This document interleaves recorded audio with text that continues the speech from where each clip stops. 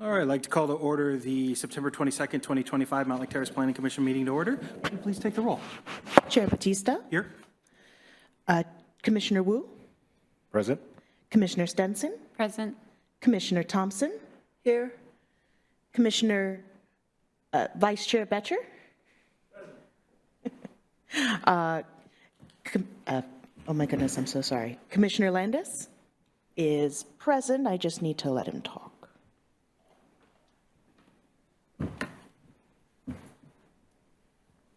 Commissioner Morgan? Please note Commissioner Morgan is currently absent as of roll call. All right, I think that is everyone then. Go on to move on to item number 3, approval of the September 8th, 2025 meeting minutes. Does anybody have any changes or corrections? I am not hearing or seeing any, so we'll go ahead and declare those accepted as presented. Item number 4, public comment. Let the record show there is no public in attendance tonight. Do we have anybody who has submitted anything online or is waiting to speak online? No one has submitted anything online or is waiting to speak. Okay, we'll move on to item number 5, review of housing action plan matrix.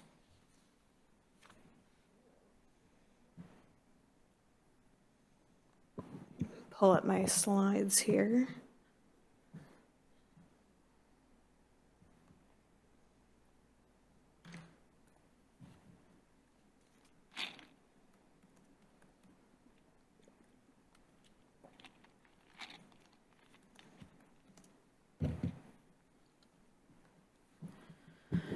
Okay, hello again, everyone. So we're here tonight to talk about some specific actions that the city can consider when they're thinking about how to implement the comprehensive plan policies. It's great. We have kind of a full house tonight, so should have a good discussion. The plan for today, I'll talk a little bit about what we're hoping to get out of this meeting, go over, again, kind of what the housing action plan is and how it will be organized. We will go over all of the actions, but we're hoping to focus our discussion on the near and midterm actions for tonight, just because there's a lot there. And then we'll talk about next steps and where we go from here. So the goal tonight, oh wait, no, this is what we heard last time. So last time we talked to you and when we talked to council, the biggest thing that we heard is that you really wanted to hear what the city's already doing and identify the amount of effort that would be needed for each action. Like, is it an incremental lift? Is it something the city's already doing that they can continue doing? Is it like a partnership that they could establish sooner, but it would be more of an ongoing project or action? Or is it a pretty large lift, like a whole new program? And then based on that, wanting to prioritize actions that build on current and recent work, as well as actions that support the local development community in implementing the city's goals, since just setting an action doesn't, make it true. You need to partner with those who are, implementing all of the policies. So,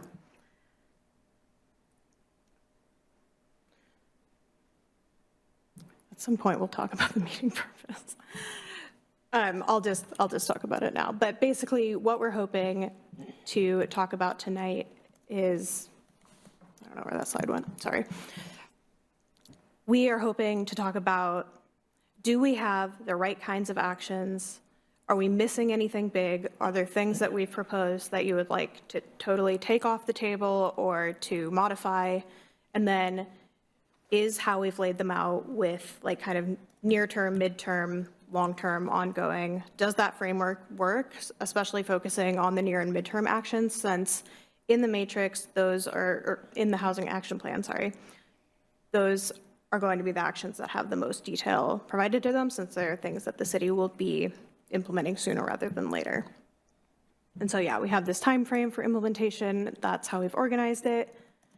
So we have completed things. There's, the recent code update that you all did, and then there's a couple other things that the city is doing actively. And then near-term implementation is what we're calling things that would be kind of a 1 to 3 year time frame. Midterm implementation, which is 3 to 5 years. Long-term implementation, we're thinking kind of 5 to 10 years. And we're only going out 10 years because at that point, that's when you would be doing another comprehensive plan update and kind of resetting your goals anyways. And also just planning beyond that as, things are going to change. And so we're looking really at 1 to 10 years. And then we also organized and noted what type of actions the different actions are. And so there's regulatory changes, financial incentives, partnerships, technical assistance, and then monitoring. And so in the full housing action plan, which we'll be bringing to you in about a month on October 27th, all of these actions will include the information that's here now, but also we'll talk about kind of a fleshed out rationale, current policy and process. We'll talk about near-term implementation steps. So for the near-term actions, those will be kind of a full set of, A to Z, here's how you're going to be implementing it. Whereas for some, if it's, like a partnership that will really be ongoing, it'll be more like in the near term, how can you set this up so that it's in motion, but it's not necessarily something that you're focusing on at the moment, but you also don't want to wait until much later to get something started that you could start sooner. And we'll also talk about supporting legislation, engagement, analysis findings. Those will all be in the appendix, and the relevant bits will be highlighted for each action, as well as the corresponding comprehensive plan policies and examples from other jurisdictions of some of these actions. Here's my purpose slide. And so just a note on just kind of lingo. So when we talk about policies, those are the adopted policies that are in the comprehensive plan. We talk about actions. Those are the actions that are in front of you. Notably, some actions might address multiple policies. Some policies might be implemented with multiple actions. And so eventually we'll kind of crosswalk all of those, but using those policies was how we built out these actions, but then kind of broke them out so that we could organize them by time frame and action type.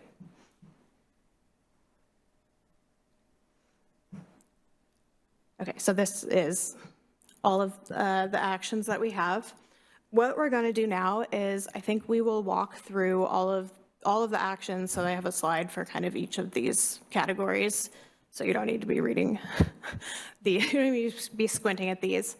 But we'll walk through all of them just so that we've all kind of seen all of them. And then we'll go back and focus discussion on near-term and midterm actions. And then depending on time, we can kind of go from there.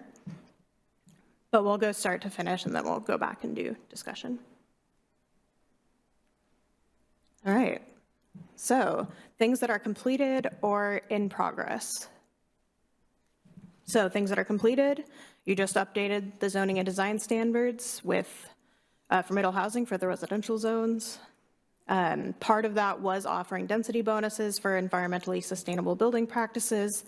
The reason we kind of broke that one out as its own action is because there's a specific comp plan policy that is about environmentally sustainable building practices. And then what you did previous to implementing the residential zone updates were reviewing and updating the land use regulations that are in the updated comprehensive plan. And those have been updated and vetted and all of that so that the city is making sure that it's moving towards its 2044 housing targets. Actions that are in progress, and Christy helped us with these, and you all helped us with these as well. You're currently updating impact fee assessments to be a per square foot calculation, kind of reflect proportionality and unit sizes, and that's also a legislative requirement this year. You're currently updating development regulations for zones in the gateway and neighborhood mixed use land use areas. So those were two new land use areas that were implemented in the comp plan. They were previously freeway, tourist, and community business, I believe. And so with the new land uses, there will be updated zoning. Christy and her team are currently updating the permitting forms to reflect the updated housing types that we all came up with and passed during the middle housing code update so that the permits reflect kind of current practices and also helps the city to better track development outcomes. Christy and her team are also currently simplifying the ADU permitting requirements to be more similar to single family and duplex permitting requirements, and it's going to a building permit only process, whereas previously it was a type B, like administrative action or something that was like a lot more complicated and you needed a land use permit and all of that. And so this is simplifying it significantly. And then Christy and her team are also working on developing some educational materials on the development process, including handouts on permits, building considerations, and financing to really help give both small developers and also residents who might be interested in engaging in the development process clear guidance on how to navigate the city's existing and new requirements. Okay, so near-term actions. I think I have 2 slides on these. So I have regulatory changes, and then there's one financial incentive on the following slide. But starting with regulatory changes, and part of the reason that these regulatory changes are also a near-term thing is a lot of these are kind of actions that you can take and be honest, like it's a lower hanging fruit action, so to say, rather than developing a whole new program. But so these actions that we've identified as in the near term are offering expedited permit review for homeowners who use pre-approved ADU plans. That would help simplify the permitting process. Consider amending the permit review process for projects with affordable housing units to help expedite affordable housing production.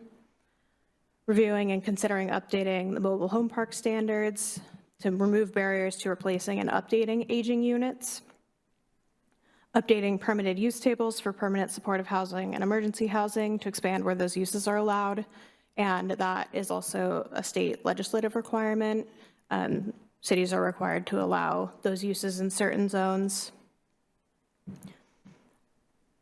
There's also evaluating and considering adopting building code amendments to reduce barriers to home repair and rehabilitation specifically. And then clarifying regulations and definitions for small and alternative housing types, especially around like modular units and ADUs and housing types that are now a lot easier to build, but also can have some confusing regulatory things around like who regulates it and, where there's overlap between the definitions and where they are discrete things. So adding some clarification there.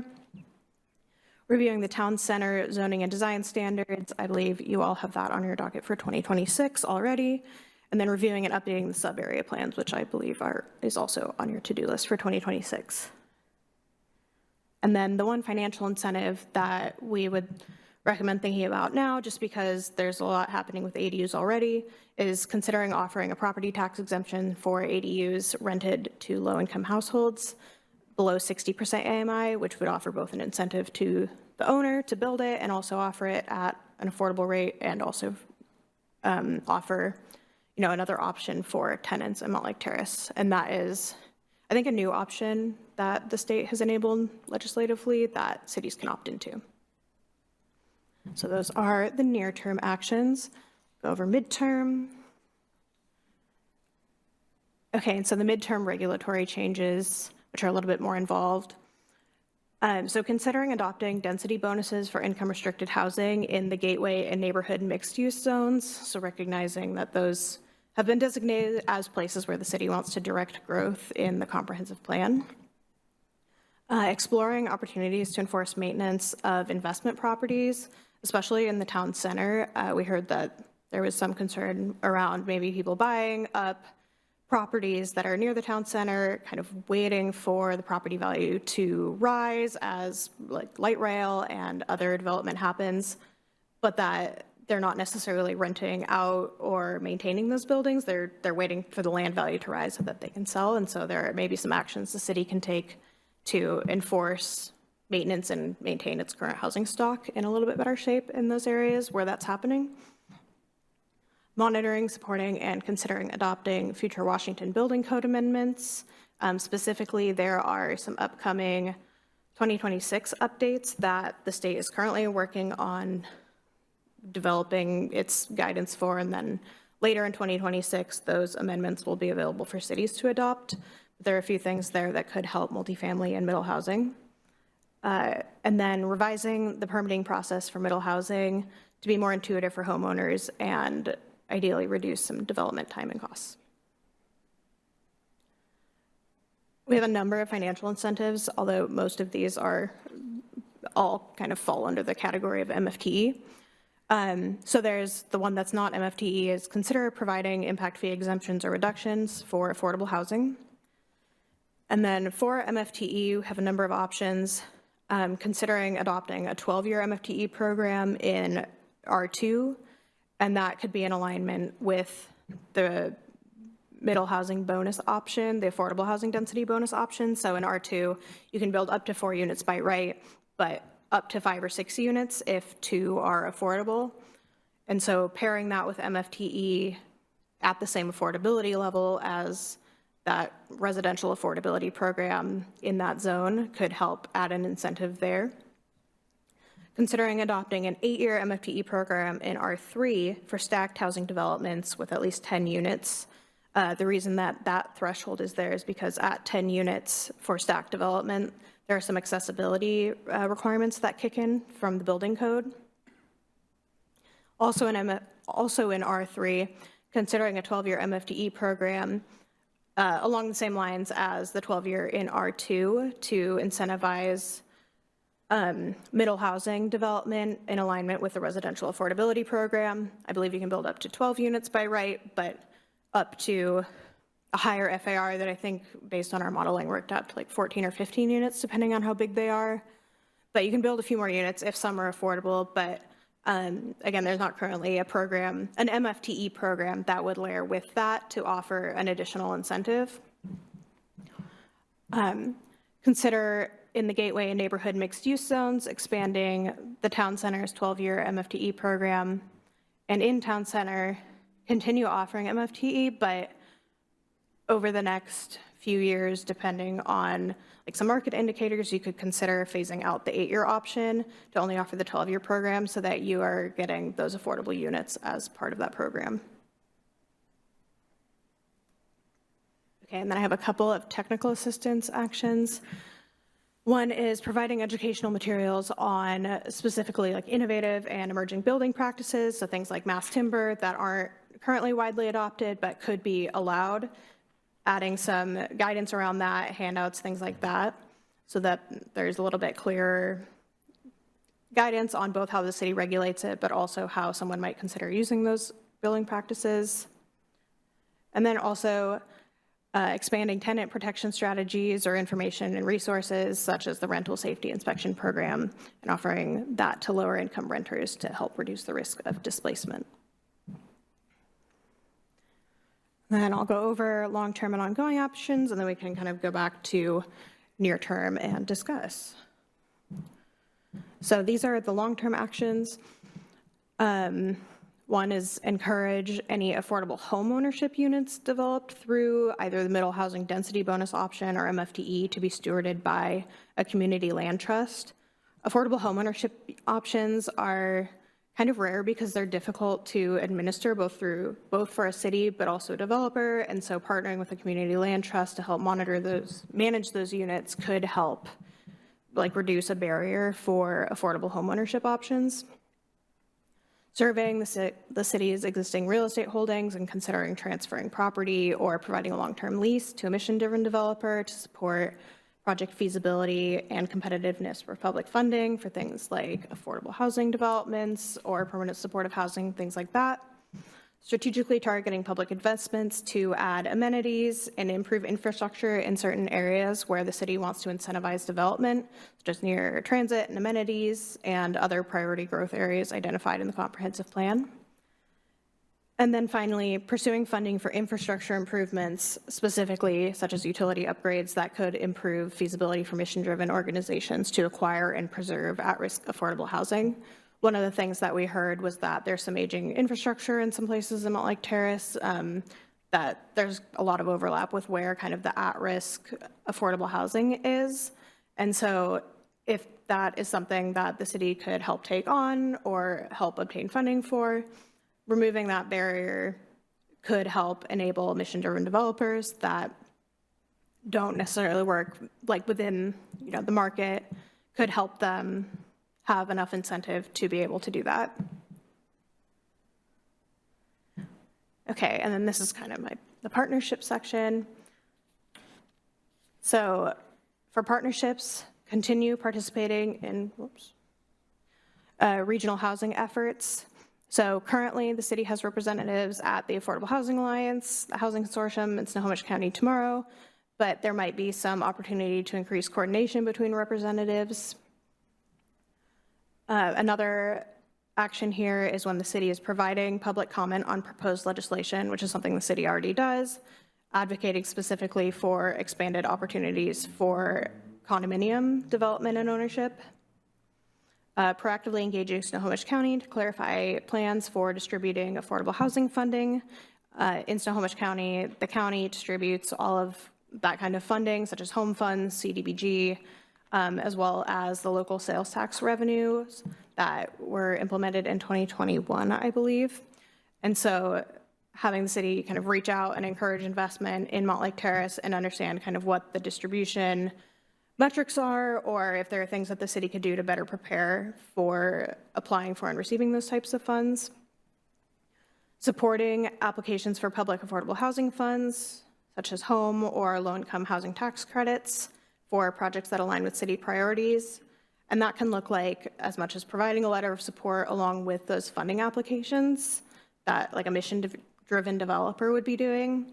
That can go a long way towards helping secure that kind of funding because it demonstrates that the city is willing to be supportive and flexible and try, to remove any barriers to those types of projects and really help facilitate that kind of affordable housing that aligns with the mission of those funds.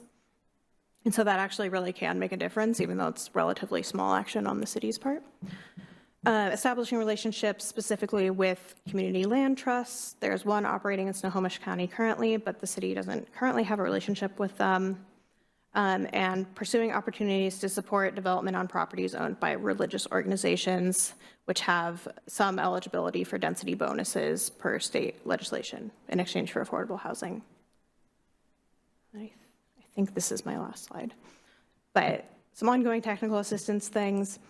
Hosting educational community workshops, something the city is already doing, but having some workshops that focus on the development process specifically. Continuing to provide assistance for navigating permitting procedures and requirements, and supporting opportunities if and when they should arise to purchase manufactured home communities by facilitating access to technical assistance or outreach or partnerships to help reduce the risk of displacement there. Oh no, I have two more. And then I'm done, I promise. But so for monitoring, and these are also things that the city is currently doing, but there might be some opportunities to expand or build. But monitoring land capacity and development trends and updating development regulations if needed. Those are things that we all talked a lot about as we were doing the middle housing code update, recognizing that there are a lot of updates happening and making sure that you're going back and double checking like what's working, what's not working, and making changes as needed. And then monitoring regulated and naturally occurring affordable housing units that are at risk of redevelopment. Okay, and those are all the actions. And so that was a lot of information, I know. But I think if we go back to near term, we can kind of kick off our discussion there.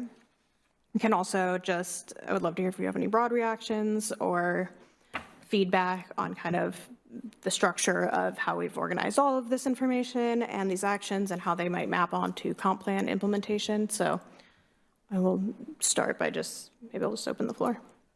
Well, actually, the one question I have is kind of about a section that we aren't including because you said anything after 10 years, we would be redoing this again. Is there any benefit to at least listing what we would like to see as a long-term goal, even though we know that the possibility, the higher percentage of it, things might have changed by then, but at least we could say, hey, at this moment right now, this is what our long-term vision is, and can we then in turn use that as a benchmark 10 years from now when we have to do this update to say, hey, are we actually on track for that? Is there things that we can tweak so we can be on track, or are things changed so radically that a reevaluation is due? So would you like to put that in the long-term actions? Because we can make it a 20-year plan if you want to, or what have you, but I think maybe if we can either structure it as a long-term action or something other than that, maybe. Maybe not so much an action, but just where we hope the fruits of our labor will get us. I think that should come at the beginning of the document for, you know, the vision and intent of this plan and what is important to the Planning Commission ultimately. You know, there's a lot of different things, but ultimately, you know, crushing that down into what's our overall vision? What would we really like to see? Because we use words over and over again, and what I mean by that is we've had certain nomenclature in our comp plans for the last 25 years, probably. Variety of housing types. I mean, I can spill out a few if you give me a couple of minutes. It is Monday. But, you know, truly taking a look at what are those overreaching priorities, because these are more action-driven things that we're doing here, right? You know, we kind of have, here's our comp plan policies, and this is the implementation, but I don't think it hurts to talk about vision, purpose, and intent at the beginning of this document, so it's really clear. And I think also there's priorities, and we want to make sure we get these in some format of by kind of listing these that we're doing so in an order of what are the major priorities of the Planning Commission, you know, for these near-term actions. What is it that you guys as a group really think, hey, these should be the first things we do, not this stuff down here? And then in the midterm and the long term as well.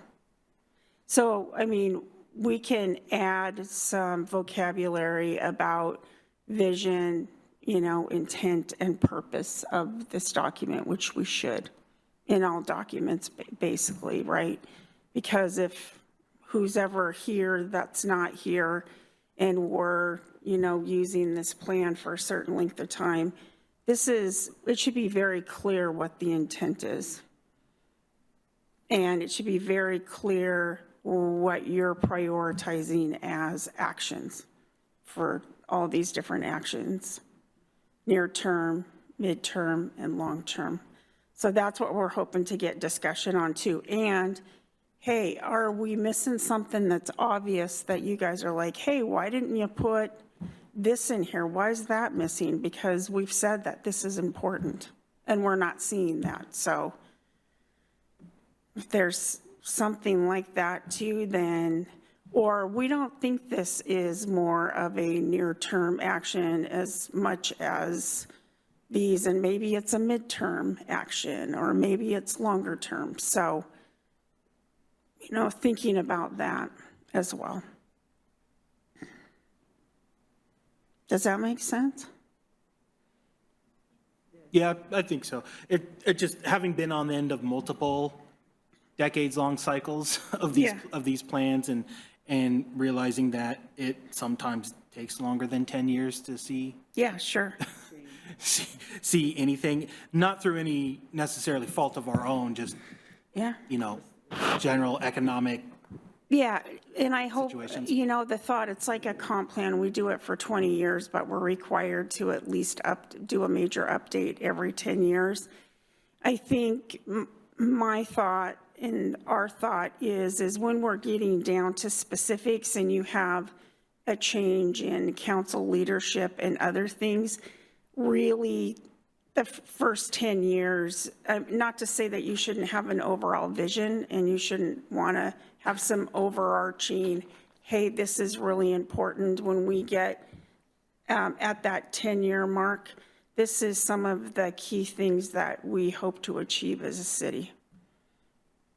So I would take a look at these lists too and in their order and be like, hey, is that really number one, or is that really number two, or can we rearrange? Because I mean, right now, I'm thinking 3.8 is much higher of a priority for you folks right now, or has been since I've been here for the last 8 years, sub-area plans. So, you know, beginning to work on those sub-area plans has been very important to the Planning Commission. So I would say that, you know, like, hey, let's crank that up higher, or let's move this down. So are you saying the order that these are presented, like 3.1, 3.2, 3.3, that also is indicating the priority? Yeah, I would like some semblance that it's very clear. I'm seeing I'm seeing no. Because normally when we see matrices like these, Yeah, there but- isn't they're not necessarily in an exact order. I It's just like- understand that, but I think for clarity, or for us, I mean, we've got them kind of bulked together, but I mean, we can am I saying that right? Parse out certain actions that we think are, we want to do these sooner than later, near term. These are kind of our what we feel is like our real priorities. Yeah, I will say they're grouped by like kind of similar types of actions together. So like the Right. town center and the sub-area plans, but they're not necessarily indicative of priority from like 3.1 to 3.8. But I would, Right. but yeah, they're not currently, but the way I look at it is, it would be helpful if there was some type of prioritization of these, because we all know it takes some doing to do some of these things. If we're working on sub-area plans, it's like not an afterthought, it is a process. And if that's where we want to put our efforts first, then it should be very clear to the reader and as a guide, hey, this needs to be put on our work plans sooner than later, and we want to move on these particular things. You have a certain amount of dollars, you have a certain amount of staff, and you got a lot of stuff, and this is only housing. So of this, you know, what's some of the big kickers that the Planning Commission feels like are really instrumental for us to get moving on? Thank you for clarifying. Yeah. So on that list, I see 3.4, which sounds like we're sort of reading between the lines, out of compliance with the state law. I would think that'd be pretty important to be in compliance with the state law. Are there any other bullet points like this where we're out of compliance? I know that's a shifting target. Yeah, we do have some emergency housing, we do have some housing provisions, but it needs to be reviewed. But correct, like 3.4 would be something that we would need to move on. I don't think there are any others that address like current places where you would need to change something to be in compliance. Okay, so we're good with the state then, like, as far as we know, like, As far as we know, nobody's going to jail. yeah. Yeah. So I guess I'm thinking if you want, I mean, we could sit here tonight and talk about, oh yeah, we think this should be 1, this should be 2, this should be 3, but that could take a while. Yeah, I would just say, let's maybe pluck out a couple of priorities. Okay, should we then start with the section 2 then? Because we kind of jumped to section 3. Oh, section 2 is things Things we're doing right now. So, Things we're doing currently. It's kind of like by the end of the year goals. so Ish. I mean, some of them will be done, and we're currently working on them. So around then is what we're contemplating for some of those things for sure. So yeah, I mean, I guess to start this off, yeah, I would say the sub-area plans, that should be a priority. Okay. Before we start off, sorry, I propose, is this the right list of things to, maybe? And then we can order them. So like you're saying, is there things that are missing? Yeah, or things we shouldn't be looking at. Okay.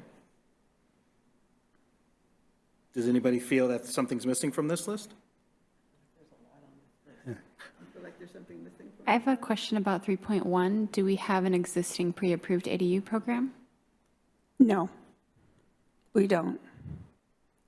So in some jurisdictions, there are pre-approved plans that people can submit, which will speed timelines, and there's different thoughts on how well those work or don't work. But that is an option of putting together a program to do some pre-approved plans that people can use, that they would pay less to the folks that prepare those plans to get a copy of those. The intent is those architects and others would give those plans to an applicant at a lesser charge of those pre-approved plans, and the city would have basically approved the structural part of that, where we would only be looking at the placement on the property and that type of thing. So there is the possibility of doing something like that as well. Like Mackenzie said, we've are taking the ADU process and streamlining it, of where before it was an administrative review process. We had to post notice on the property. There were comment periods and other things which slowed that process down, which we've now removed. And so if somebody wants to do an accessory dwelling unit, then it's done just through the building permit process, with the site plan review being done simultaneous. So taking probably 2 to 3 months of time away, to where, roughly we, for straight residential, depending, it's a 4 to 6 week review is what our internal timeline is that we try to reach, barring like major complications or anything, but getting those reviews out in that timeline. So it would significantly reduce the time if somebody came in with an accessory dwelling unit. When we first started bringing ADUs on and allowing them, one of the goals was to have the ADU structure itself blend in as much as possible so it isn't sticking out like a sore thumb. We don't have that luxury anymore. Yeah, my concern with a pre-approved plan is only that, especially seeing how it's been sort of implemented in Seattle. It's bam, it's there. It almost punches you in the face. Yeah, I mean, there were certain caveats that, for instance, we had where you had to record a title that said that the primary property owner had to live in the primary house, and then they could rent the accessory dwelling unit out. We can't do that anymore. You can't do the design portion of the program. So there's a lot of things that when the state changed the rules for middle housing, ADUs was a biggie to take away any of those barriers, basically to streamline that process for somebody to put ADUs on their property. So we can't do that anymore, of where we would do design review or anything like that. My other concern with a pre-approved plan, and again, you kind of brought it up too, is the siting portion of it. And, how our houses sit on our lots, can vary from subdivision. Yeah, we would still review that. We would still review setbacks and placements, and to make sure that they fit in to the code as far as that goes, right? That site plan review would be done with the building permit. It's almost like if you submitted for a building permit, you have a site plan that shows setbacks per zoning and those different height requirements and that type of stuff. So in some cases, plans aren't necessarily going to fit every situation. It's going to be depending, and it's also not like you have to use that plan. You could submit your own plan. Some jurisdictions, though, have kind of a few. Do you guys have any pre-approved? We don't, but City Council is really interested in it right now, and so we're Okay. discussing what that might look like. Yeah, so, But I understand that the level of effort that goes into creating something like that, and so 3.1 to me seems like we're missing a step of like, we just need to create the program first. right, and then there's a cost associated with that. Yeah. So there's financial implications, yeah. 100%. I also think there's a good point in there about like, is ADUs even the thing we'd want to do a pre-approved plan set for? Like a lot of the buildings in town are already ADUs, like sized. And then you'd maybe have more, like I've seen a lot of people building, like treating the existing building as an ADU and then building like the bigger house behind it, which always looks a little weird to me, but you know, it's what we got. So it could maybe be generalized to like, are there pre-approved, like other kind of things we could look at? Like, you know, if somebody's building the same kind of duplex all the time, or if there's like, you know, a lot of our houses in the neighborhoods are pretty similar, like are there basement or, you know, sort of ground floor, split level, you know, like duplexization things that we see a lot of. Yeah, I don't think I would say that. You know, I think we're kind of unique in that way of, I don't know if we're so much one size fits all, like in our current housing stock. It's kind of a variety of, but yeah, I think we're going to see where in some of the existing housing, older housing stock, the actual house on the lot's going to be the ADU because it's going to be under 1,000 square feet potentially, and somebody would build a new home on the piece of property. Yeah. I mean, I think we'll see that. Yeah. I mean, I think if I were to suggest a change to this, it might be, do we have to like focus on ADUs in particular, or are there other kind of plans that might be pre-approved, I guess, is a question. Yeah, and I'm not sure. I mean, I can ask the question to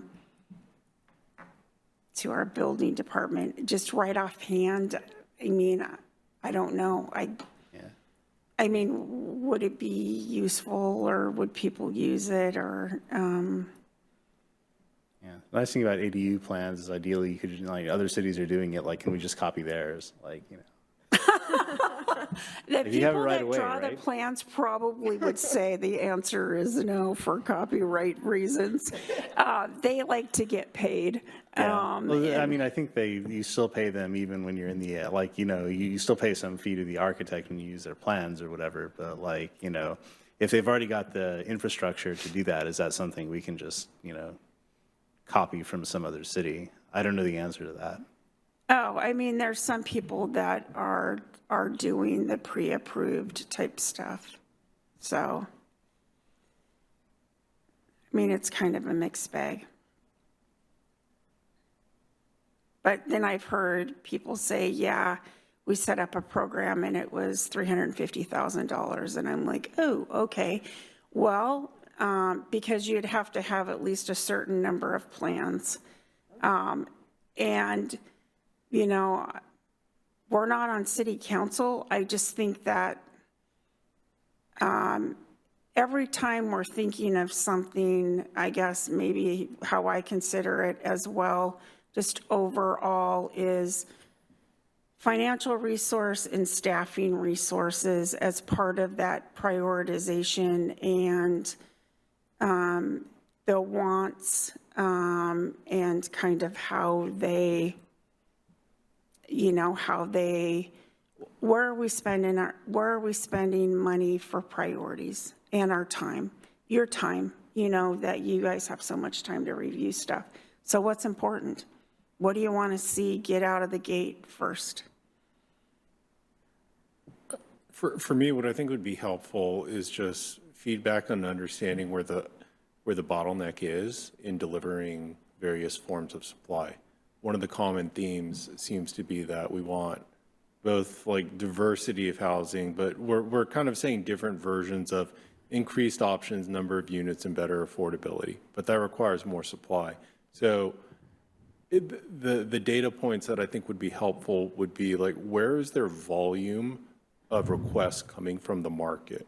Because when I think about regulatory, it's that a municipality has a set of authorities and like gates they put in place to balance the common good with process that you must follow. So I just don't have a good sense of where's the volume starting to pile up that doesn't let the supply flow through. And that's where I would prioritize, because that's where you get the bang for the buck on your attention. And I don't think we've had this stuff in place long enough to know where that is right yet. I mean, what we're seeing is currently townhome development and mixed-use multifamily. And we see scattered single-family. We can count on one hand accessory dwelling units, if that, a year. But that was pre the new code this summer. So in some aspects, we're not really sure where we're going to continue to see stuff. Or as part of what this is if we know just from the work that we've done economically that some things are going to be harder, then maybe it's not so much what's in the hopper, but what we want to elevate for people to be able to do. Or we'll just continue to do the same thing. And if that's what everybody kind of says is, hey, that's cool, that's great. But, you know, we've heard that, hey, some of these stack flats are going to be difficult. Some of these cottage housing developments are going to be difficult to pencil. And so that's where I think, you know, also taking a look at that and saying, I don't know that we've got a log jam, I guess, at this point. Frankly, we've seen development come to a pretty much of screeching halt right now economically. So we're back there. We're back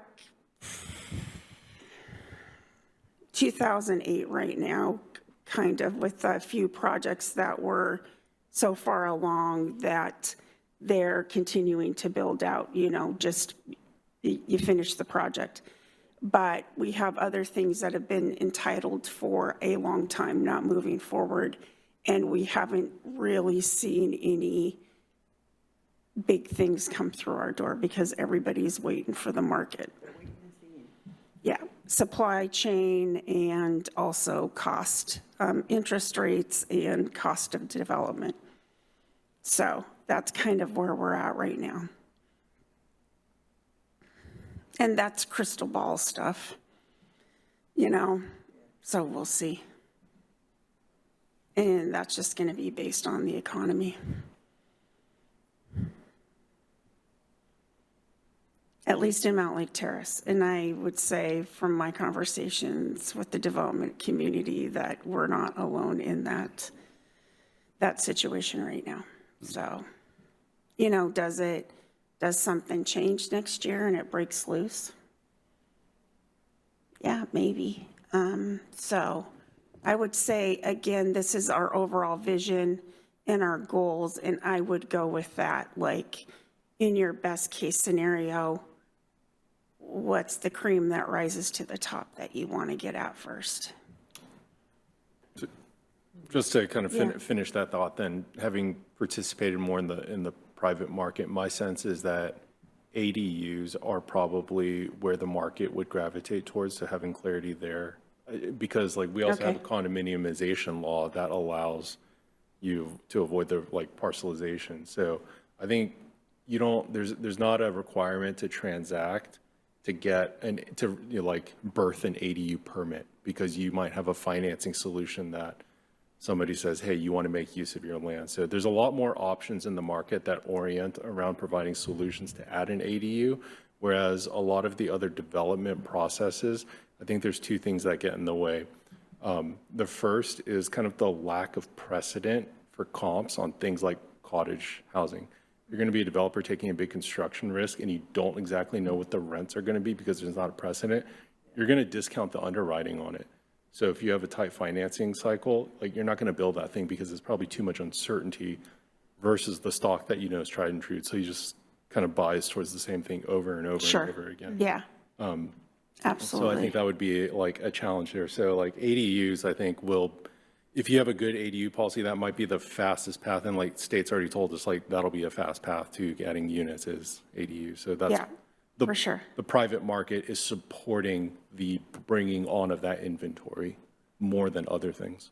Yeah, I do think in all of the community engagement that we've done, I think the number one thing that we've heard from both developers and realtors and also just community members is a desire to build an ADU and have clarity around ADUs and also explore maybe like pre-approved ADU plans or things that could make that process easier. There's a lot of interest in all of that.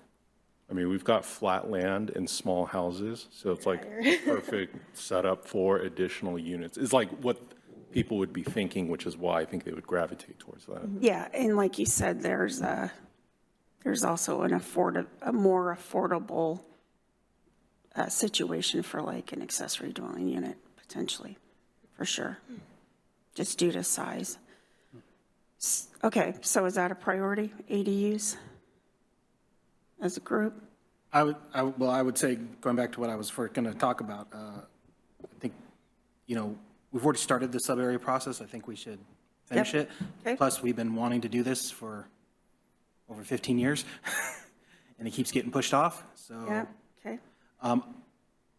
The only reason I'm not throwing the town center zoning and design standards up as like a co-equal is because right now we're seeing a pause due to greater economic forces, not necessarily our specific code. And so I'm just kind of at the point, there have been changes that have been made since we passed it that I don't agree with. I think that we should revisit, but would tweaking everything right now, is it needed? Because the reason why they're not developing isn't necessarily because of our code, it's because So is the it, economy sucks. so that would raise the question, sub-areas are priority near term, so is town center midterm? No, I think the problem with that, answering that question is like you said, all of a sudden things can flip on a dime. And then, Okay, we so you want to, everybody want to keep that? we see that, right? So I think it's important to do.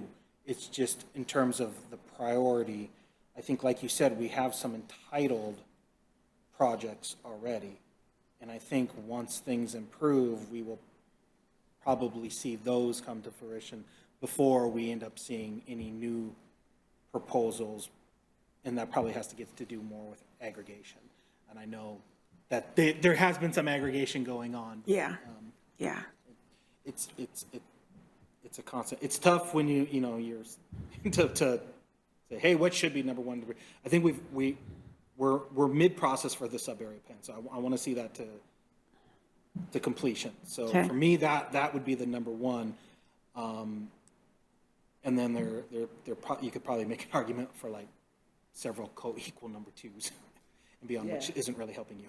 So should that actually be in the one we're working on now? Like, I think there's some code changes we need to make to update. Like, we've got undefined kinds of zones in our plan right now. Should the sub-area plan be considered part of that?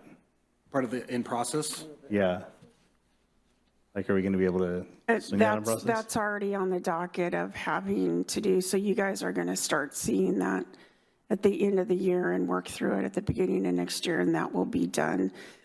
To me, that's just finishing up the zoning. It's not really housing per se, right? So getting to Commissioner Betcher's question, then should 3.8 really be in section 2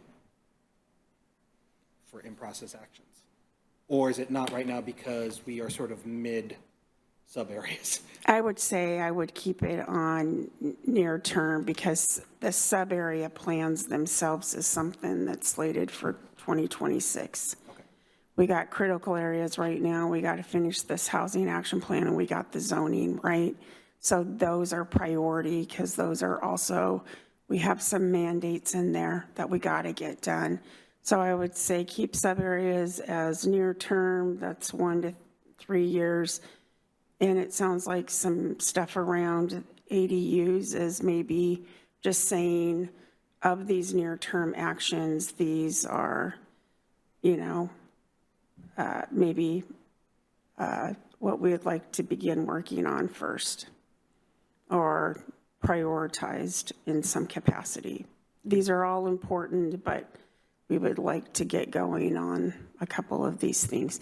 This is really also thinking about your work plan for next year, which we'll be talking about at the first of the year. But I mean, we've talked about sub-areas being a priority starting next year, right? So ADU stuff, priority as well. Sounds like there's demand for it. I mean, I think it's reasonable to say there will be a demand for it, because it's just going to be more accessible for folks to get in and do certain things when we're decreasing size and we're decreasing barriers for those. I mean, we'll see. Given the current market, I'm going to guess ADUs are going to be way easier to build than the big multifamily Yeah, things. absolutely. It seems Yeah. like a reasonable place to prioritize. Or, you know, a lot of people would actually have the money to do it outright and maybe not really even need financing, right? Or they take out a second to do an ADU for rental property, or, you know, rental income or whatever. So you can see a lot more scenarios where financially that could be more possible for a lot more people. There's also, just as a reminder, this was the other near-term action, the financial incentive of offering a property tax exemption for ADUs that are rented to low-income households. It's kind of the other piece of that puzzle for the near term. Some of these things look easier to do than others, like implementing an ADU like from scratch. If we can't copy it from somewhere else, like a pre-made ADU seems a lot I harder mean, than you like know, changing there's some parts tables. that you can do, but then there's parts that you just have to develop on your own for your own jurisdiction. You can only cheat on from your neighbor so much, right? But yeah, I mean, when we do something, you know, like a sub-area plan, for instance, it's Mountlake Terrace and it's a certain sub-area. We can borrow like a format or be like, hey, they did some cool stuff here, but at the end of the day, it's Mountlake Terrace and not City X, right? So Is the mobile home park thing, like, because in my mind, that's also kind of like a potentially, like, when it becomes a priority, it's going to become an emergency priority, right? yeah, I that's- think that could be something that could be done relatively easy. And I think it just, for the most part, what the concern is they were developed with a site plan to be very close together because the units were smaller. What some jurisdictions have done, for example, is decrease the setbacks to less from those property lines to meet fire safety, but then be able to, hey, this space could accommodate not every manufactured home, but it has a little more room to, when this housing stock's getting old, and it's not like you're going to put money into that unit necessarily. It's at its end of its life. You could replace it with something that's more economically feasible, again, for some people to have a manufactured home in a mobile park versus being able to afford an apartment or an actual house or something like that. So that falls probably in the same category as 3.5 with adapting building code amendments to reduce barriers. Like, you're not talking about single stair adoption or something like that. You're talking about like, allowing some like, grandfathered older standards with things like fire separation. We are talking about modifying some accessibility stuff where it is permitted in the building code potentially. So for like stack flats of where there are some things you can do to make it more conducive for that to be developed than others. The cross-laminated timber provisions and things like that of where you're doing different building design that could meet the Washington state requirements. The state is reviewing building code stuff all the time and then updates those building codes supposedly every 2 years. It depends if they're fighting with each other. Sometimes it takes longer because there's a committee that reviews those. But those are things that we're constantly on the lookout for with our building official to be like, okay, does the building stuff go with the planning stuff, go with the engineering stuff, right? Because it all has to fit together. We can allow it with zoning, but if you can't build it, then it doesn't matter. So it all has to fit together. And so, yeah, I'm very up on those building code amendments as they come through, and so is Matthew, our building official, to make sure that we're on that for amending our code. We did that not this year, but we did it last year, and we'll be on it again with those code cycles, those Washington code cycles, to see what we can do that fits the other things in our code that we're trying to achieve, because there are building barriers for middle housing. Is this also one of those, because that sounds like a whole separate set of things, and we're talking about here where it may be specific to Mountlake Terrace. Is that correct? Actually, I have a point of clarification. So there's actually 2 building code actions. So the one that Chrissy was just talking about is currently in midterm actions, which are those kind of ongoing middle housing code specific support ones. This one is in reference to Mountlake Terrace has a policy that if repairs exceed 50% of a building's assessed value. That's what I thought. Oh, okay. That's what I was interpreting. And there's I was that gonna bring too. that up. Yes. Okay. Yeah, And so for lower assessed value homes, especially, which are also the ones most in need of repair, it's really easy to cross that threshold.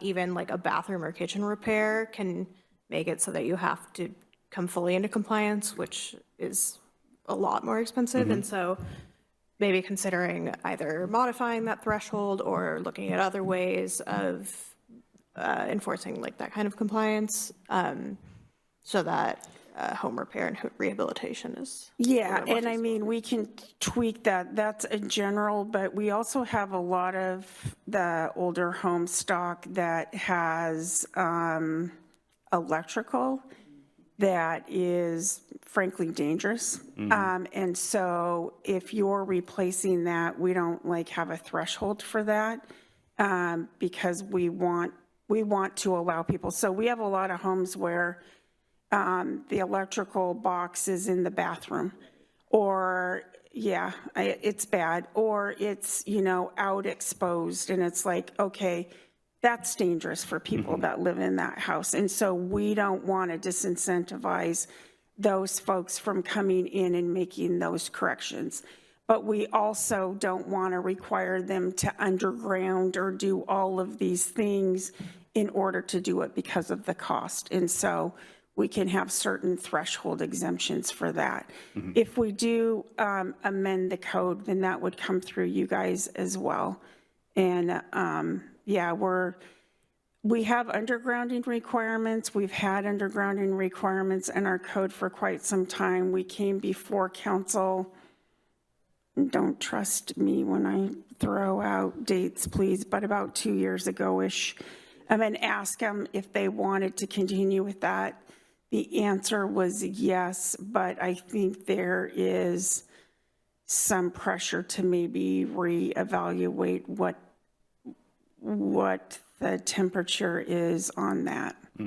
And for me, it is, we need to be consistent. If we're requiring it for this person, then we require it for this person. If you don't want to require it anymore, then we don't require it, but we're not being arbitrary in our selection of what's in the code. Is it in the code or is it not in the code? And let's just say that that's not been implemented as effective as it should have been all these years. I'll say that. So that's like a, Yeah.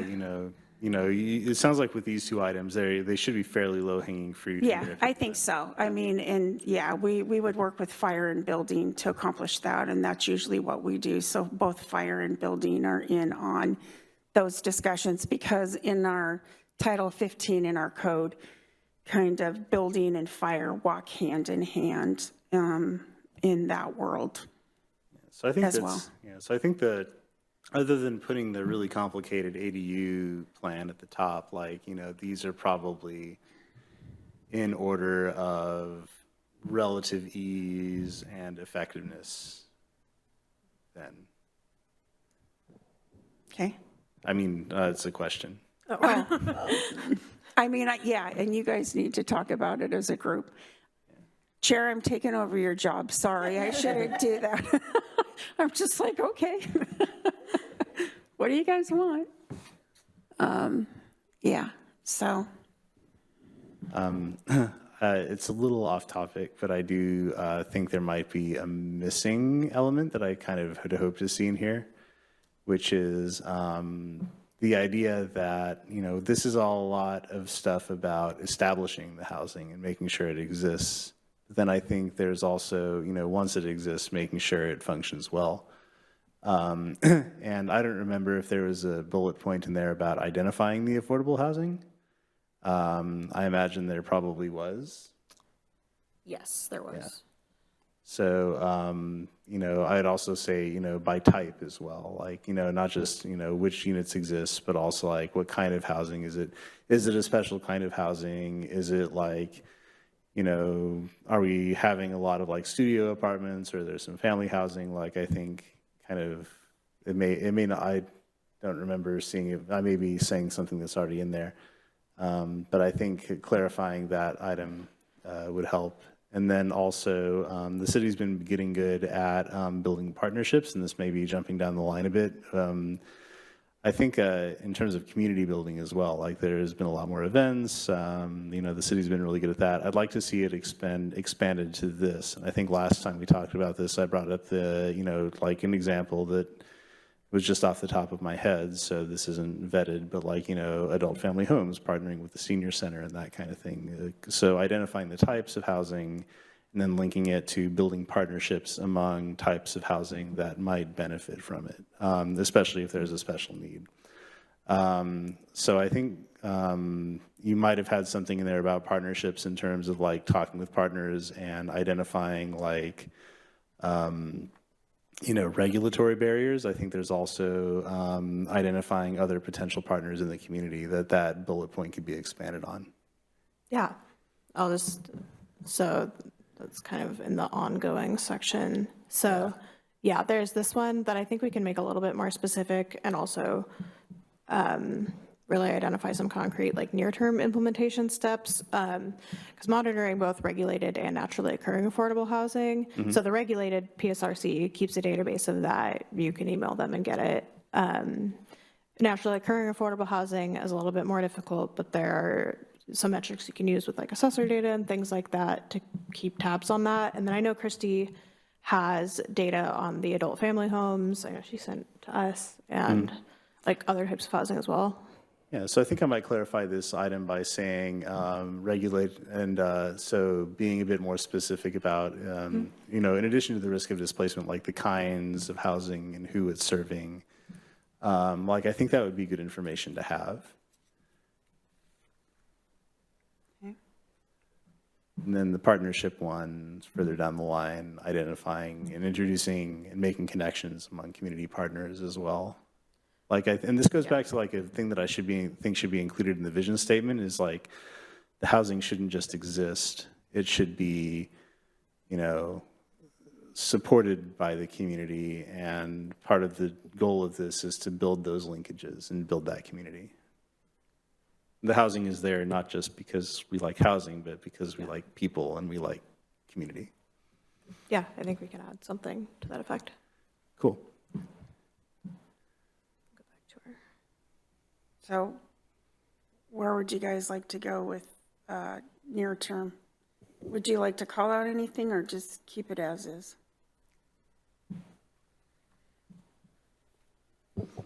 Sounds like there's a question about sub-area plans and where that should go. Should be a priority. Or do you guys want to prioritize it in your work plans and that's good enough? I think the work plan is fine, because that's really what we're Okay. going off of Okay, anyway. okay. And then, because, 3 months into every year, the work plan gets scrambled anyway, because the state decides to make us implement something Let's- on moment's notice, so. Let's hope that doesn't happen this next year, okay? We're getting all that behind us. Right? For a couple years, and then we can work on some other stuff.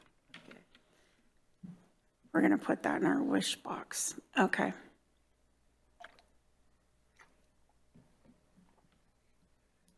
Okay, so to recap, what I think we've heard is that there's an emphasis on ADUs, and then following that, an emphasis on kind of the lower hanging fruit, and then also sub-area plans. But we're gonna do that, it sounds like, through just our yearly work plan. So, okay.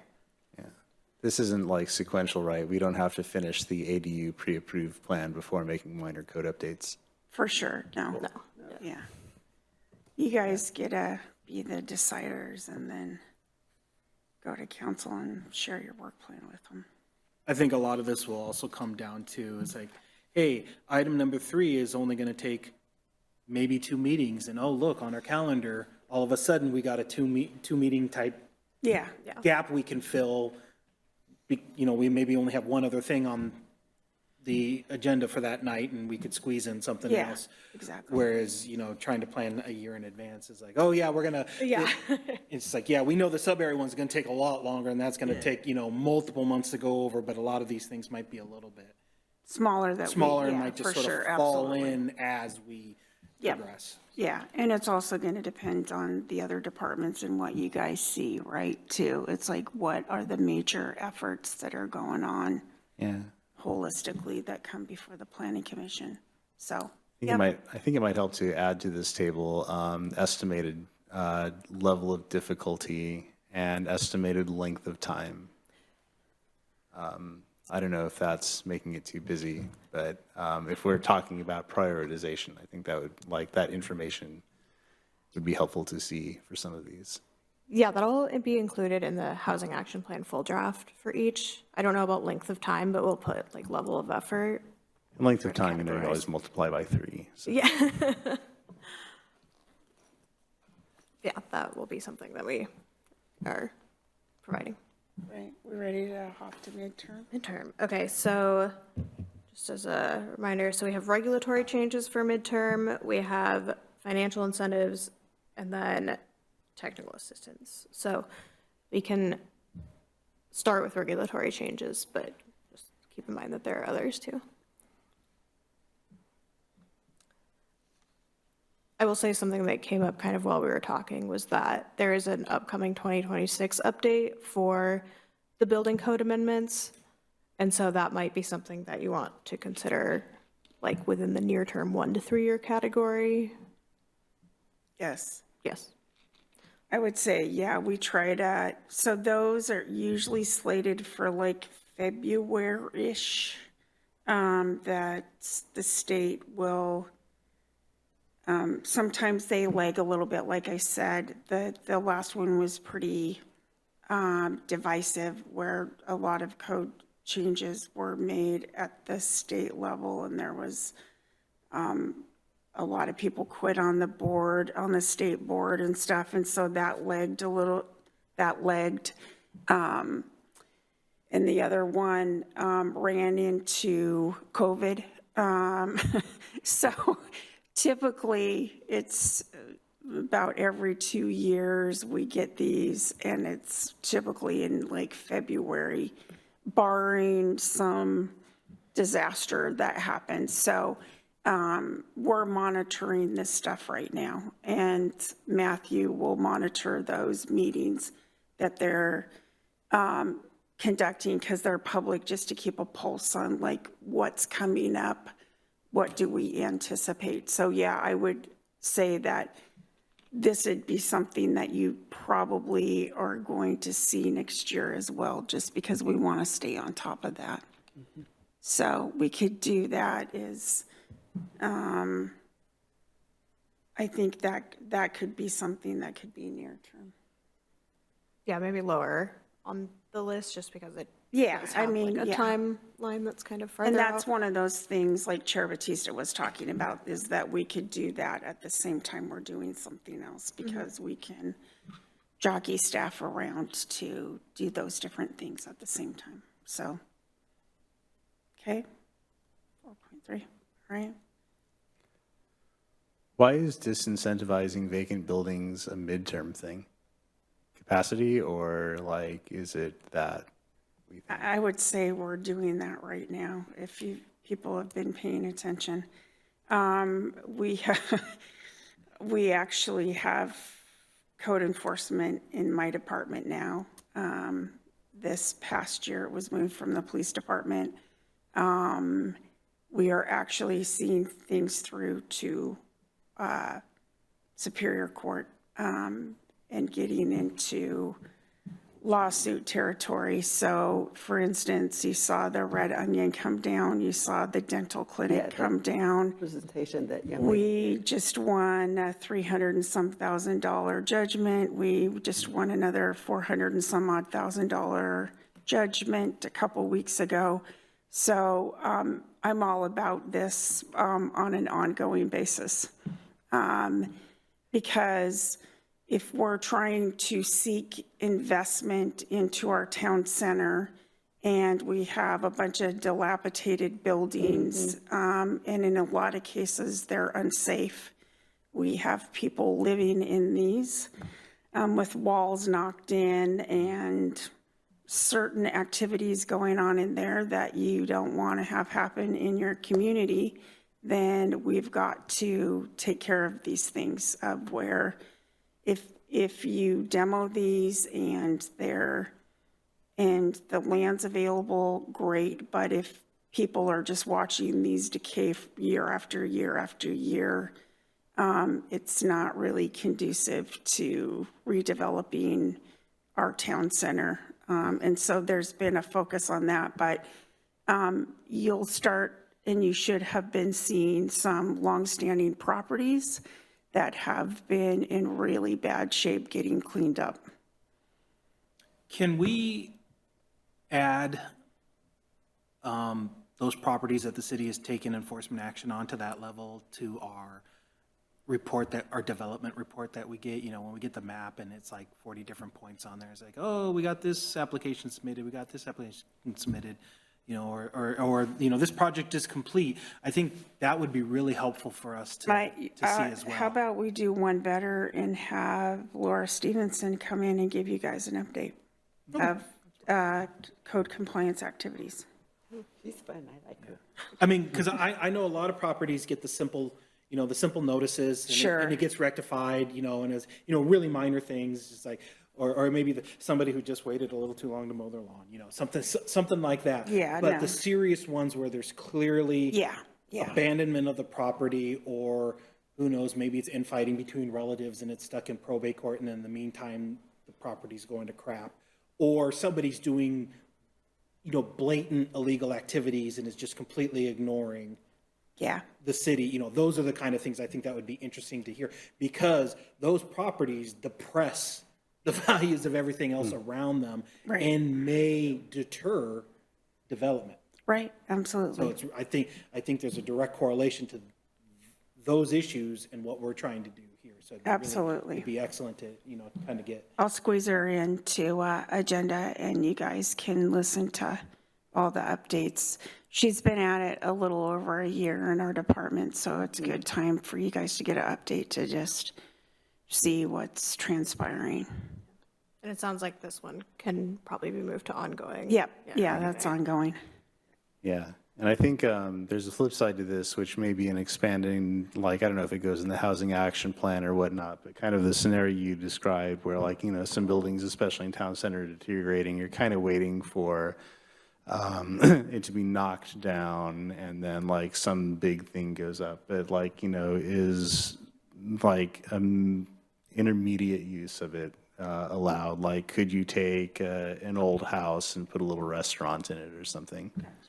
Like, I think that without having to like rebuild the sidewalk or underground utilities or things like that, like, I think that, you know, maybe it doesn't, maybe it wants to be explicitly stated or something, but I think the flip side to disincentivizing the vacant or deteriorating buildings is like allowing greater flexibility in the buildings that are there already, which is something that I think the near-term action kind of gets to, right? Where like if you're fixing up the house, you don't have to, like you're hitting a threshold at which you have to start doing all this stuff, but can that threshold change? And maybe that's something with businesses and whatnot too. Maybe that all kind of fits in the same. In a way, it kind of seems like that would kind of correlate with 3.5 in terms of, you know, that monetary threshold for greater, you know, triggering a greater improvements. Obviously, we want to encourage active use if it's sort of a property in waiting, you know, hey, we're, you know, the goal is to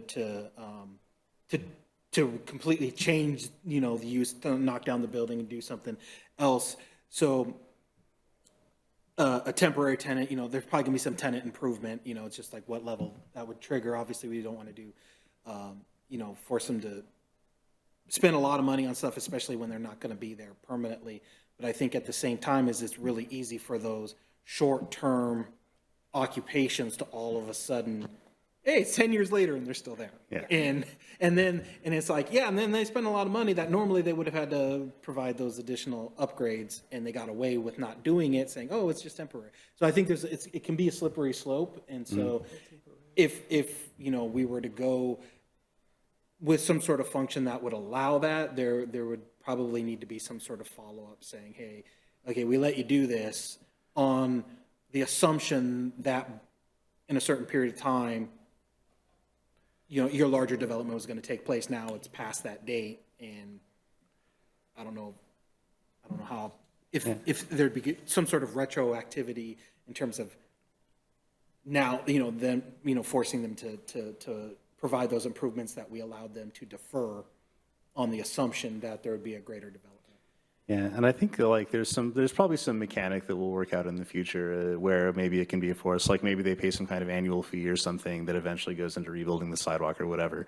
But I think it's going to be an issue with our neighborhood centers because we've like suddenly created all these zones where you're allowing a lot more flexibility in use, but like they have the same town center problem where we're just sort of expecting that someone's going to come buy up a bunch of houses and then rebuild them into something bigger. So I think this all kind of fits under the flexibility of like, you know, permitting. That's a common critique I've heard about the town center. And like, I think as we've expanded our neighborhood centers, it's going to start becoming more of an issue. So I think that is something that we'd also want to look at for our housing action plan as well. Well, I would say nothing prohibits somebody from remaining in the house with zoning it's grandfathered in. So, but there should be a disincentive for basically letting it go into a dilapidated hazardous condition, which we have those around our city. And so, as I always say to my staff, I'm thankful I don't live next door to something like that because I would be hounding people to the point of exhaustion. Because for our community members that deal with certain things on a daily basis, then it's not fair to them either. It's not fair to that neighborhood that these things happen, and they typically tend to go hand in hand with things that you don't want to have happen. So, you know, there's nothing that says somebody can't continue to utilize those houses as houses. If you put money into the houses at a certain point, then you've got all this resource into these homes, and then the likelihood of that ever transitioning is going to be more unlikely. So council and planning commission a long time ago said, hey, there's certain thresholds we want to put in there, you know, of either it's grandfathered or it's not, kind of a thing, right? At a certain point, if you're doing zoning, you have to have some thresholds in place in order to help that transition occurs. But if somebody is in a house in town center and they're keeping their property up, then they could be there for however long they want to be there. You know, so I think in this case, there's a difference when people vacate these things, they're sitting derelict. Now we have people living in them that don't own them, and they're doing drugs and other things, and these houses are getting thrashed and trashed, and there's garbage, and there's a bunch of junk and debris, and we don't want that, right? We don't want that anywhere in the community, but particularly, I would say, have been cognizant of these areas that we really want to see get cleaned up. And some of these things have been ongoing for years and years and years. You guys have all been past them, and you know where they are. Yeah. Around town. It's been years since some of these things have been like that. Yeah. So I think it sounds like we're moving 4.2 into ongoing actions because we're doing Yeah, that. I think so. But I think if we keep some kind of like placeholder for that in near term or midterm, like disincentivize vacancy of buildings, like that's like the stick, right? And then we should have the carrot of encourage adaptive reuse and look at barriers against adaptive reuse. Like I think that maybe like when we see something like that, we want to have a corresponding side to it where like we're disincentivizing it, but we're also trying to look at the underlying conditions of why that happened in the first place. So do you guys want to put something about adaptive reuse in there as a PC? I think that'd be good. I don't know if it goes in the housing action plan or not, but I think that's another side to this. Just based on previous experience in the city.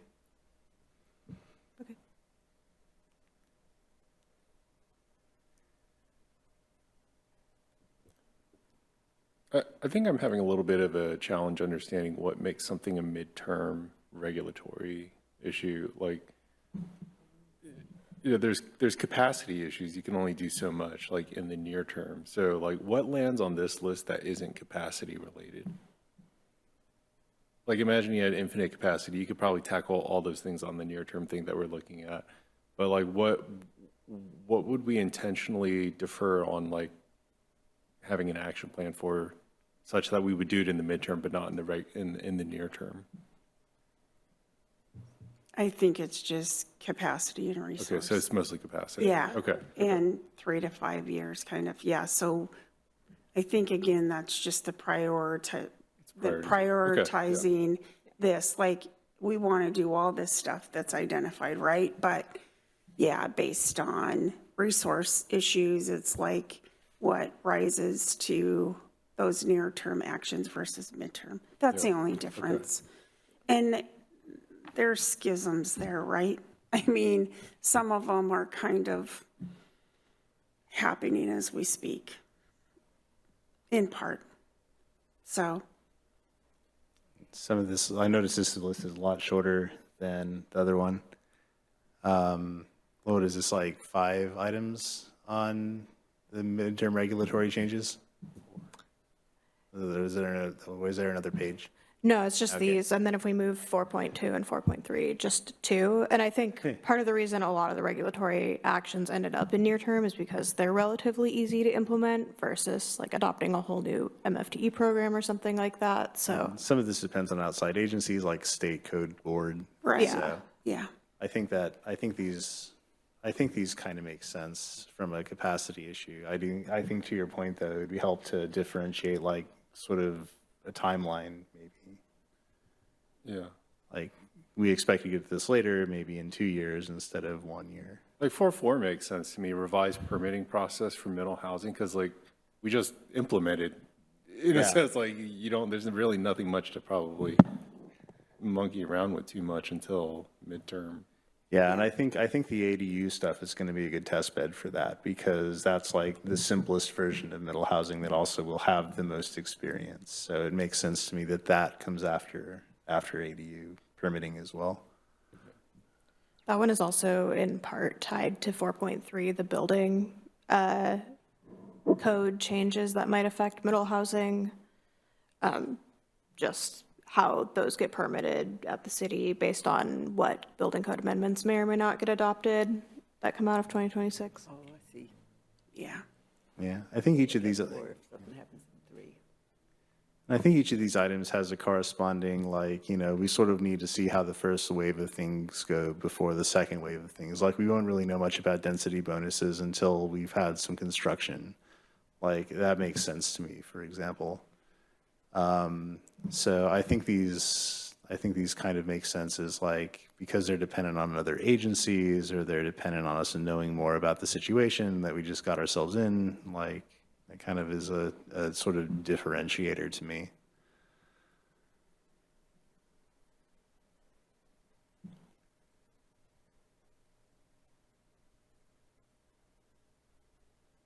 We good? Anything else on these? Okay. All right. Talk about financial incentives.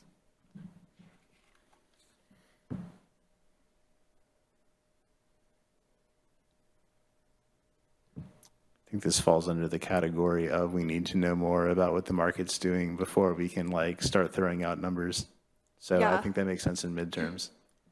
Might Yeah, even and that's condense it partly down. the, Yeah, I mean, every developer is going to like a tax exemption, so I don't think you're going to get any pushback from them. I don't even know if it's every developer or if it's every person in America. Yeah. But, yeah. They're going to like it, and the longer it can be, they're going to. Yeah. I mean, I can remember when we used to talk about it, it just was sort of a 10-year, and the argument was just like, oh, should we go there? And now we're talking, 12 years, like it's almost, standard. And, 8-year, obviously, because it's a, R3 is a small, smaller zoning for that. But, yeah, I don't think there's much. Yeah, and I think there's a lot of discussion too about, we modified the program last year. I think it's going to depend on how it's utilized, and also an effort that your affordable units don't end up being all studios. So is it truly affordable for a variety of the types of rentals? So is it a mix of studios, 1, 2, 3 bedroom versus, oh, we're going to slam a couple of studio apartments in here as our affordable. And so then you end up with these really, really small units that aren't very diverse in, kind of what you're trying to accomplish here. That's where identifying the type of the affordable housing can be helpful. Yeah. So, I mean, that's part of the program that gets set up too, is those considerations. And also, these taxes don't go away, which is what I tell people. This is not magic. Those taxes get dispersed amongst the community.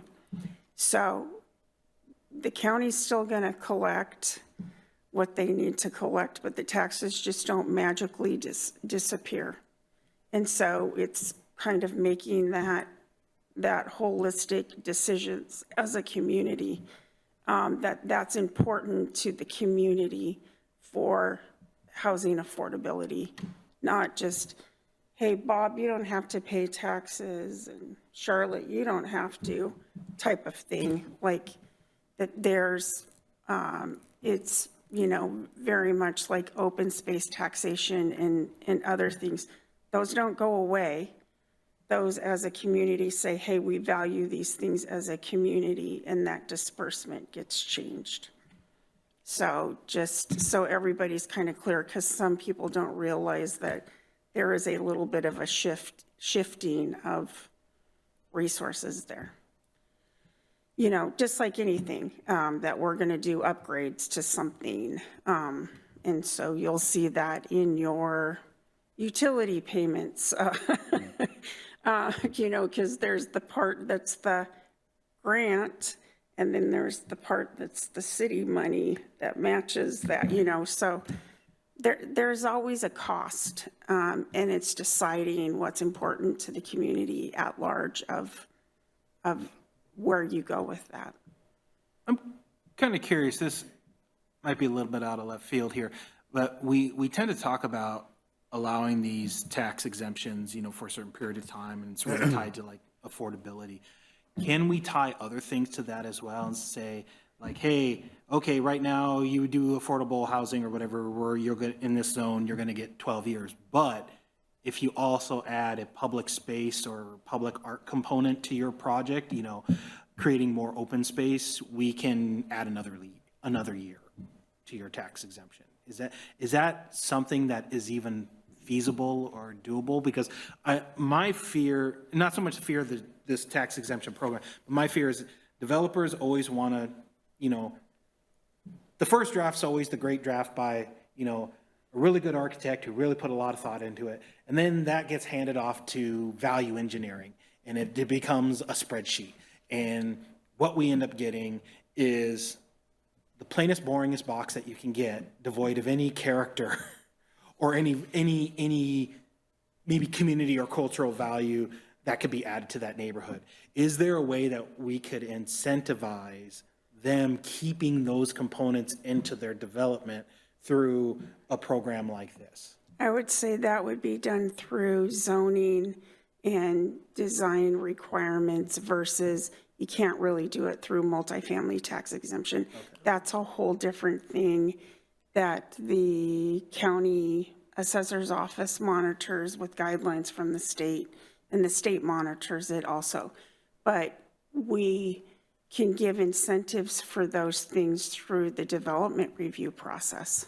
Because I do know that, and that we will offer, you know, like density, bonus density, or, you know, something like that. It's like, hey, we'll let you go 2 more floors up, and it's obviously when it's just, I'm looking for any tool possible for us to say, to get them to think about, hey, maybe I don't need to build right up to the lot line.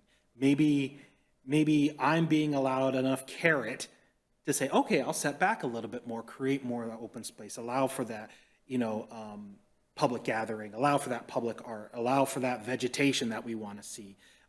For me, I'm just looking for any way possible to make that happen. Yeah, I mean, we do it through some of the zoning we just adopted, right, where it's more if you're doing affordability. But you can also do that with other things that you want to incentivize through zoning. Again, it's just those competing interests of housing affordability and amenities, right? And how, you know, the cost of each unit when you're doing certain things. So that's always that tug of war that, you know, just like building codes and energy codes and all the requirements that get put on something, it has a cost. And so, but you're also charged with providing more attainable housing. I hate to call it affordable because it's not affordable. So more attainable housing, but you have to weigh all the requirements as well, right? So every time we put in a requirement on something, it brings the cost up. So yeah, some hard choices of that, but you definitely can, right? Definitely can do that stuff, just not through the state program. Yeah. I have 2 questions about this list. One, is MFTE the only kind of financial incentive we offer? I notice it's pretty heavy in that. Is that the only one we want to consider offering within the next 5 years? Well, what are you thinking? I don't know. Oh, I mean, this is a genuine question. Like, is that like the only tool in our I box? thought you had or an there's some- answer. You were gonna like I don't. tell and maybe, me all these programs or it'd whatever. be nice if in 5 years we had some other answer, but Yeah, like, I don't really and know. maybe we do, right? Yeah.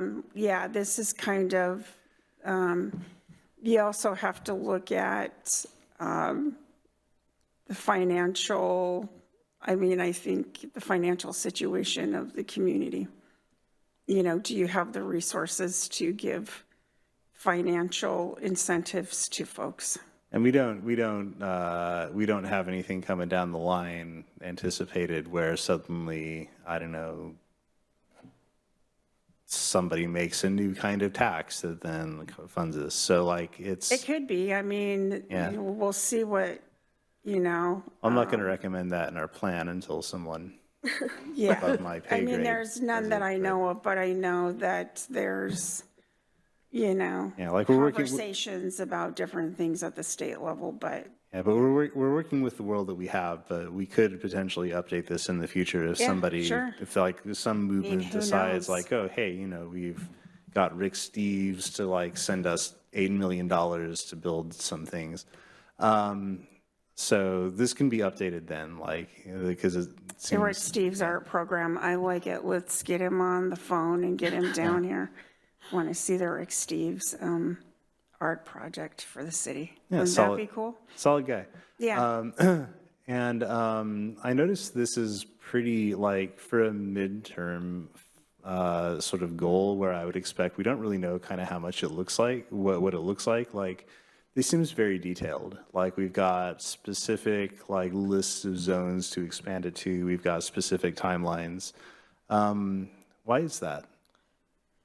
So I had some slides that were cut for time, Okay.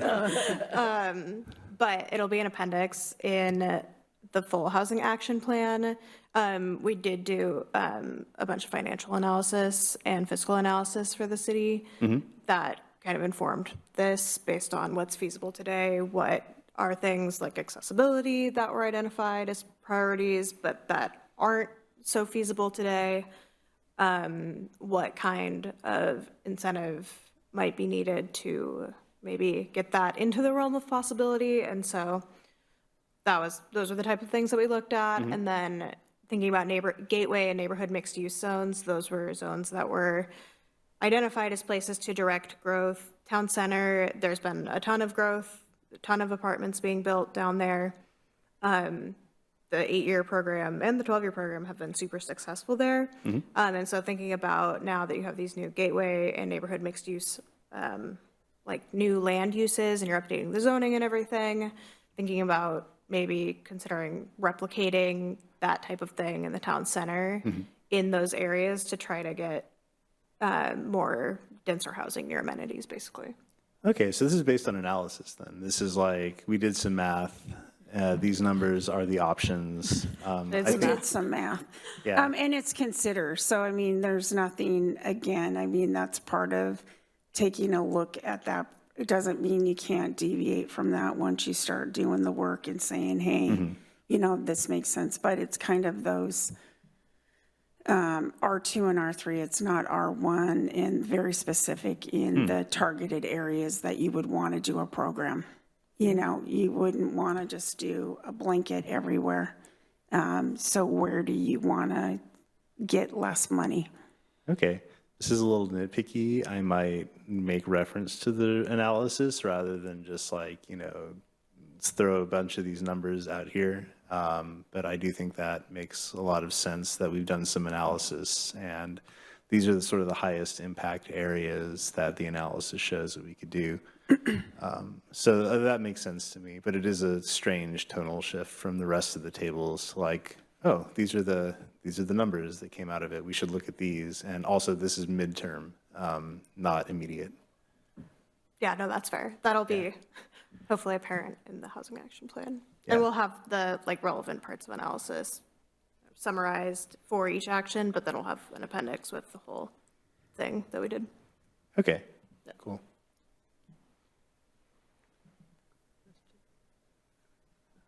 And we can make it more general if That you is guys also want to. Like if you guys want to say, consider MFTE in the R2 and R3,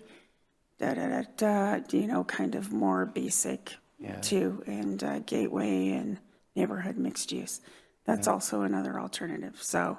Yeah, the person, like, knowing that we might be doing this in a few years and the underlying assumptions of the analysis might be more refined in that period of time makes me want to say, like, maybe it's not an 8-year MFTE, maybe it's like a shorter term and a longer term MFTE. And, but I think that might be the only change I would make to this table. Okay. Because I think, R2, R3, neighborhood, like, everything else sort of makes sense and ties back into stuff in the tax or the comp plan. Yeah. And then MFT, of course, is our only tool. So, And does that work for everybody that we do that, make those changes? Make it more general. Yeah. I think what's nice about how it's laid out right now is that the goals are slightly different on each of them, so you can really see, hey, this is really addressing this goal, this is addressing this goal. I would say if it's just going to be more general, then sort of merge those goals as well and just say, hey, it's this general concept satisfies these various goals. And I don't know, maybe throw it in an appendix or something that actually breaks it down, saying this specific one addresses this goal, this is, but other than that, I think it really matters. 2027 Planning Commission is going to have a pretty solid footing to stand on when they look at this. So Well, you guys I will think all be that's- here. You guys are in for like the 20-year ride, like Chair Batista, right? Like I'm Chair not going Batista. anywhere. I plan on being here. There you go. Okay, we got our PC right here. Just a few more years. I think one other version of a financial incentive that, like, as you were asking about, is that the only option? I think time expediting might be something that the development community values. So Sure. if there was affordable housing projects, like maybe it gets to skip to the front of the line in terms of permitting as an option. Yeah, I think there is actually one in the near term. Yeah, so 3.2. The intention behind that is potentially offering an expedited version of permit review process for affordable housing. I just have a quick, maybe a clarification question. When staff is confronted with that, when they're, say they've got their workload and then all of a sudden somebody, and they're actively working it, and then all of a sudden somebody comes in the door with an affordable housing project that would trigger that, hey, I get to go to the front of the line. What happens to those projects that the staff are currently working on? Does that mean they have to just put them aside and say, hey, I know we're halfway through your thing, but you're going to have to wait now because we got to deal with this? I think it's difficult because we also have state mandated timelines for certain actions within a certain period of time. And again, it all sounds great to expedite everything, but there's the reality of staffing and, the kind of the resources. We're not a big staff, but yeah, if you're expediting something on top of something else, then something's got to give, typically. I'm pretty proud of our timelines. If we take longer on stuff, there's usually a reason why. It's a marriage. It's good plans and the development review. If you get crap for plans, it's going to take longer because you're going to have to review it more than one time. You're going to have to pull all the information out that you need to do a complete review. If you get a great set of plans, in, out, boom, it's as simple as that. And so sometimes that marriage isn't what you want it to be. And so that's where there's kind of on both sides of the equation of where there's a friction, there could be friction points on that. So just saying, hey, you're going to expedite everything, that's great. Again, if you have a building official and one person doing inspection and plan review, then you have, and maybe the inspections take up the majority of the day, and you have the other stuff that goes along with it, answering questions up at the front counter, et cetera, in addition to reviewing plans, then you can see where if Bob jumps to the front of the line, now Sue kind of takes a little bit of a back seat, and so did the rest. So, again, it's just it's a resource thing, but it's, prioritizing how you want to do that. If we were a bigger jurisdiction, if we had a lot of people reviewing plans, then it's a lot easier to accommodate that. But in our situation, I wouldn't say that we have a robust staffing level. We have a small city staffing level. There are also, so there's staff working faster which is that's, I guess, one recommendation that you can make that may or may not be helpful in this case. They're already working pretty quickly. Right. But there are also things that you can do with that process to take out some of the requirements. So for example, currently there's not a difference between market rate and income restricted projects between the permit procedure. So both, if there's more than 10 units, are a type C procedure. You could consider allowing projects that have a certain threshold of affordable units to be a type B procedure. Or if they need a conditional use permit, them it would previously be type C, that could be type B. Things like that where you're not just working faster necessarily, but you're taking pieces out of the process so that staff don't have to spend that time. And I mean, we've basically moved the majority of our review processes to administrative versus going through a hearing. There's very few things that go to the hearing examiner now. Even big projects are done administratively. So we're probably different in that aspect, that we've moved a lot of that in-house. We do design review in-house. We do site plan review in-house. We do a lot of stuff like that. But yeah, there's always depending on what's required to go to the next level. Yeah, you could always look at that to see if there's a way to streamline that. If you have a multi-story mixed-use development, it just takes a certain amount of time to get through those plans. And that's just all there is to it, right?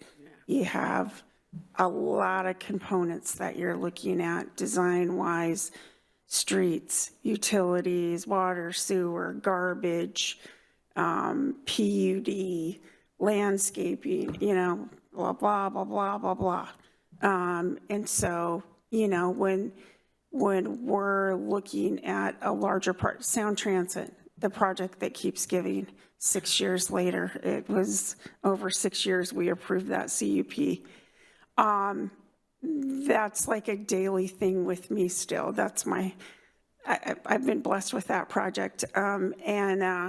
There's some that just, they seem like they go on forever. It varies. And then we could do something like Terrace Station, that once we permitted it, we had a great working relationship with Sierra Construction. And it makes such a difference. But everybody's different. Every developer's different. Every situation has its own set of complexities. The market's different. It's just, you try to make it one size fits all, but sometimes there's just different dynamics in projects, particularly some of the larger projects, right? Right, that makes sense. Yeah, so we do our best, though, to try to give people development surety and get them in and out the door as fast as we can. Terrace Station looks pretty good, though. So some nudging along the way. Yeah, so anyways, okay, have we beat this thing to death? I have one just really general comment, and I said it a lot in the comp plan, but since this is a housing action plan in particular, I would really recommend using more active language. So instead of saying consider, it should just be like adopt, expand, offer, because we want to take these actions, right? Yeah. I saw it on some other slides, but it's particularly relevant on this one. Yeah. Yeah, there's a consider. Got it. Yeah. Yeah, Yeah, it's pretty. Consider, explore. we didn't have a about- thesaurus that day, and so we used consider multiple times. That was a joke, but yeah, I can see it now. I look at it, I'm like, okay, all right. Yeah, there are some parallels. Okay, well, why don't we talk about these last couple of technical assistance things? And so that's, yeah, the educational materials specific to building practices and thinking about tenant protection strategies or resources.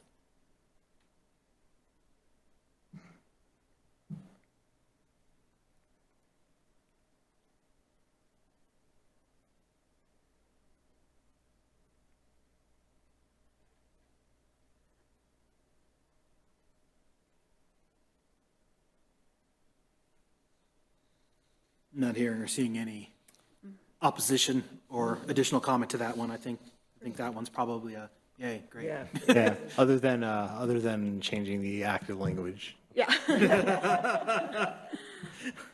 Yes. The general comment. We will do it. Yeah. Well, okay, so we'll talk about next steps. Okay, so I will be back in, We will. we will be back, the royal we will be back in about a month, and we'll have the full housing action plan draft to present to you. We'll obviously send it in advance with the rest of the materials, and we'll talk about how it all shaped up and your feedback. After that, we'll take your comments, make revisions, be back a couple weeks later. We'll do a public hearing. We're gonna go to city council after that, let them know any feedback that you all had, present the actions and the housing action plan draft, and then go to public hearing with them in early December.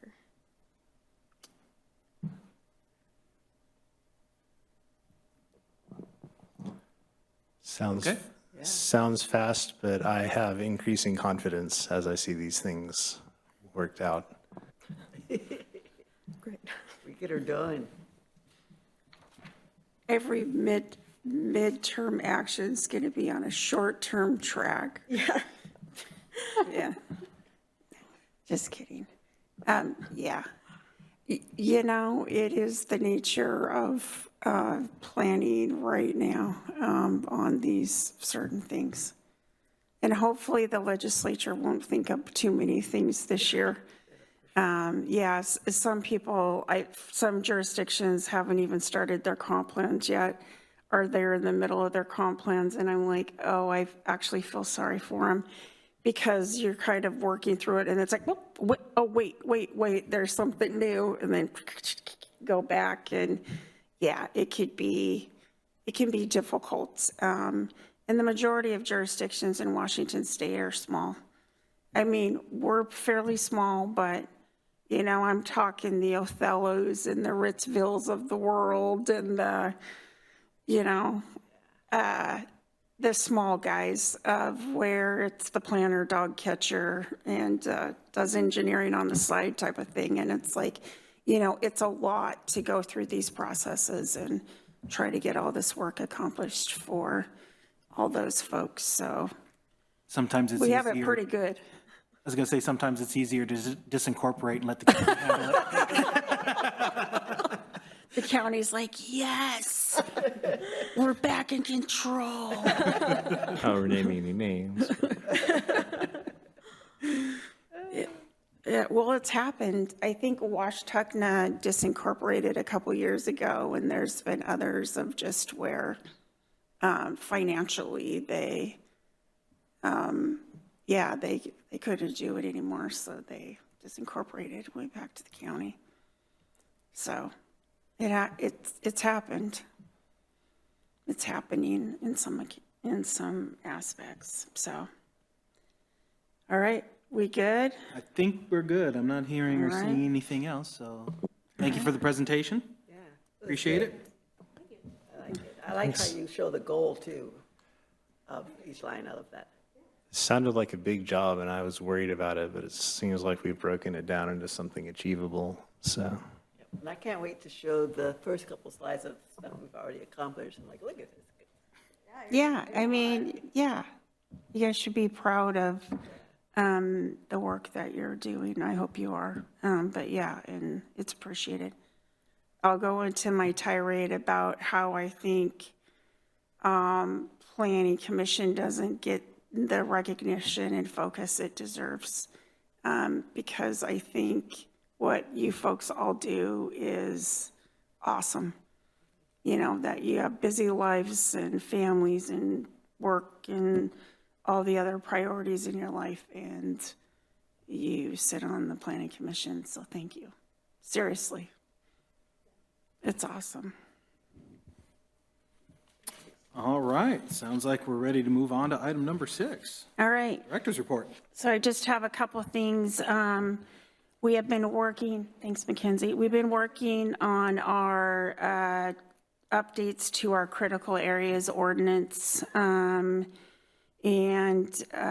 there have been some changes with what's called best available science and how we regulate these areas for wetlands and steep slopes and fish and wildlife habitat areas and all those good things. Sarah Pizzo, our senior planner, has been working on this with my help. And so that will be coming, a draft will be coming to you at your next meeting. So you'll take a look at that. And then we had some updating to do in addition to that, even though frequently flooded areas is part of critical areas, we had additional work on how we were permitting that through building permit processes.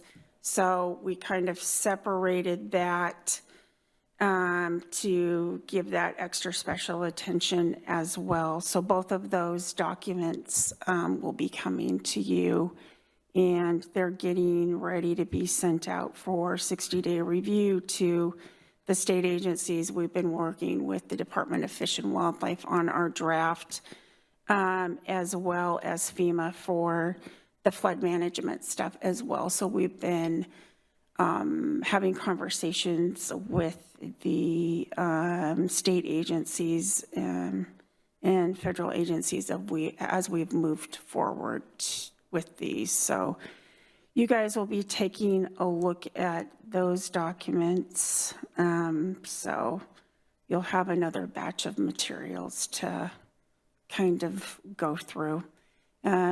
As part of that, we've looked at what I call our sister cities, our surrounding cities that have updated their ordinances, shoreline. We got a draft of what they're proposing, and so we're trying to stay keyed into that as well, and kind of trying to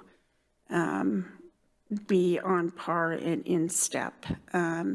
But we do have some unique situations of fish and wildlife habitat areas, riparian areas where some of these are in our areas where we want pretty dense zoning. And so what does that look like, and what's some of the alternatives and how that is impacting those areas? So we've been doing a lot of additional GIS analysis and stuff because we want to make sure that we're on the right track as far as kind of weighing those two things as we move forward, of where there's reasonable use of properties at the same time you're protecting the resources. So we've been working on this for quite a while, but you guys will be seeing a draft of that coming up at your next meeting.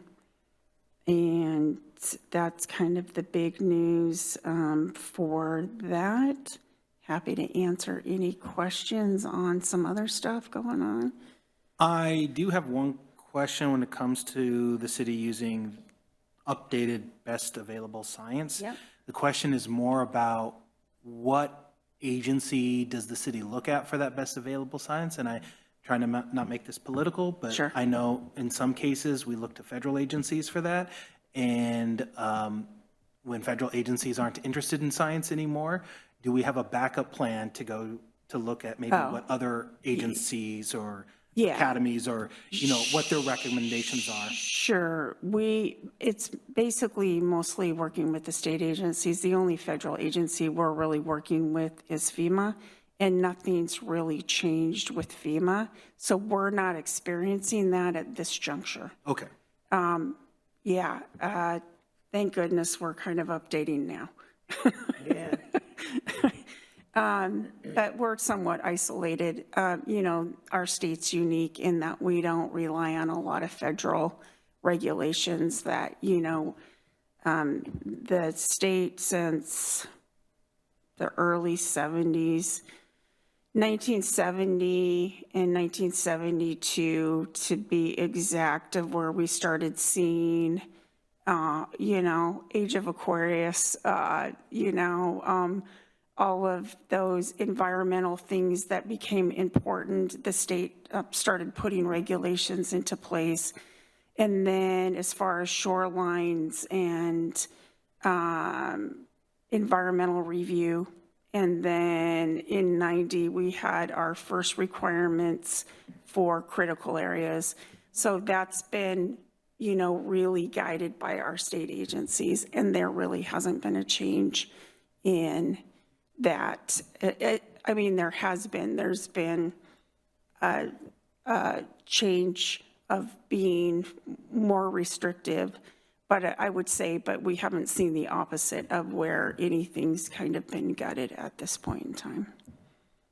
You mentioned that we have some unique situations for fish and wildlife areas conflicting with areas that we want denser zoning. Yeah. Have we addressed those significantly enough in the past, or is that something that we really need to look at again? And Yeah, it's looking at, again, just because the way these riparian buffers are working is it's more aligned with increased buffers or tree height, average tree height, which increases buffers. Our situation is we're going through Gateway. We're hitting town center a little bit. Thankfully, a lot of it's city property along like Terrace Creek Park and some of that other stuff or else we have like R1. So it shouldn't necessarily be a big deal in those particular situations, but just making sure we're not taking all reasonable use of properties and we're having some things built in there in order to achieve, where we're putting protections on the resource, but we're not basically making properties where they can't be developed. So that's what we're tossing with. We got help from Facet, which we had them do a peer review for the science part of our code to see what those recommendations were. That's where we started off last spring. And so we've worked off of that and then done additional analysis with that. So in conversations. would part of that being where we aren't, where it isn't a real taking of the property, allowing them to do more with less of their land? So like say, hey, we'll let you only, like say there's only 25% of your property that you can develop due to these buffer areas. In those cases, on that 25%, environmentally, I'm sure we would want it to be as low intensity as possible, but would one of those options be allow them to do a little bit more intensive development on that small segment that they can build on or redevelop on? They could, there becomes sometimes a situation with that, but just allowing people to potentially add to their property for existing building a certain amount as long as they're not going into the buffer, or where you can do some potential buffer averaging, where you can do riparian restoration versus maybe the biggest buffers. So there's some things that you can potentially use tools to, on one hand, we need this much density in the city of Mountlake Terrace. On this hand, you need to protect resources. So how do you do that the best way? It's a little bit better than I initially thought, of where we had some better mapping done. So I think we're just kind of left maybe with a couple areas that we feel could be problematic, that we've trying to work out solutions, versus originally I thought it was a lot more area, and I was like, oh, crap. This is going to be a lot. So hopefully we can get the resource agencies to buy off on some of our alternatives. And to sort of flip the question around, instead of allowing them a little bit more intense development on what little bit of land there is there a mechanism or ability for the city to say, hey, we really want to preserve this buffer area. You don't have much land left anyway. Let us buy the property. We tear down the house, we make it open space. Potentially, but that would mean that the city would have resources to buy the property. Yeah. Which I know is. Yeah, Is tight. I'm mean, assuming anything like that would probably have to rely on grants as well, or, some sort of outside resources to assist the city with that. Yeah, I mean, I don't know that that's been explored of like outright purchasing, but if we take all reasonable use of private property, then we would be buying that property, like it or not. So yeah, it's just trying to find that balance of making sure that people can still develop, maybe not, their whole piece of property, but there is development potential there, particularly where the city would like to see those higher densities, right? So that's what we're trying to work out. Okay. Was there anything else that you had? Nope, I'm good, unless any other questions. Does Planning Commission have any questions for the director? Not hearing or seeing any. I'm not ignoring our online commissioner. I just want to check in. I haven't seen your hand raised, so I just want to make sure we're good. Do you have any questions? No, all good. Thanks. All right. So we'll go ahead and move on to item number 7, miscellaneous business by call of planning commissioners. Any miscellaneous business? I need an excused absence on November 10th.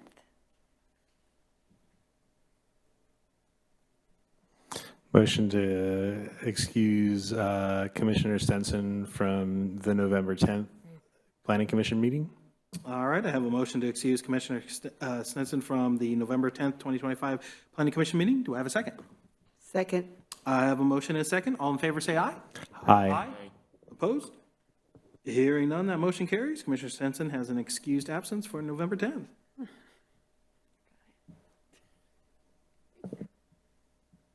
Anybody else? No? All right. I guess with that, I'll go ahead and declare this meeting adjourned. Thank you very much, everyone. Thank you.